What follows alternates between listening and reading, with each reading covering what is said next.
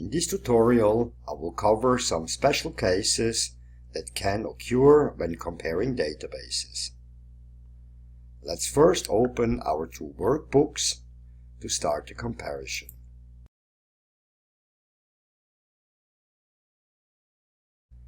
The two worksheets have an identical name, so Synkronizer has matched it already automatically. As we can see, the two worksheets are a database, since it has a header, a fixed structure, and all the records fit under the header columns. So we can compare the two worksheets as a database. A common problem now is that you receive this error message here. That means that the header names are different. In this example, customer ID in the other worksheet is called key. In order to compare two databases, the names in the header need to be identical. If this case occurs, you need to close Synkronizer, make all the names identical in the header, and restart the comparison process.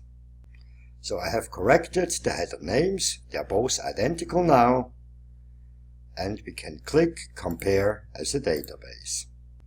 Now the message says we need to define the key, which is a standard message. Click on the drop-down menu. Customer ID is our primary key. Click on it and click on the plus. As the next step, we need to check the header row. Synkronizer has identified the header row on row number 1. Cross-check, and yes, it is on row number 1. Besides the standard setting for databases, we have these 4 additional options. Relaxed keys, which eliminates the blanks or the empty spaces, as well as upper and lower cases from the primary key.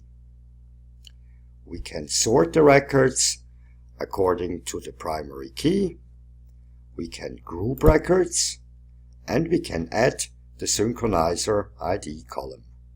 And with these settings we are good to go. Click on Start, and the two databases are compared. Here you can see the Synkronizer ID. For each difference, a separate code is generated. Code 1, diff, means a difference in entered values or formulas. So for each different type, you will get a special code.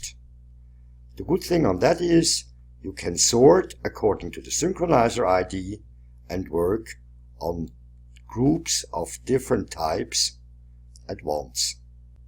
We tick the box for group the records. What this does is it groups these records together at the end of the worksheet. These are the special cases when comparing databases. Thank you for watching.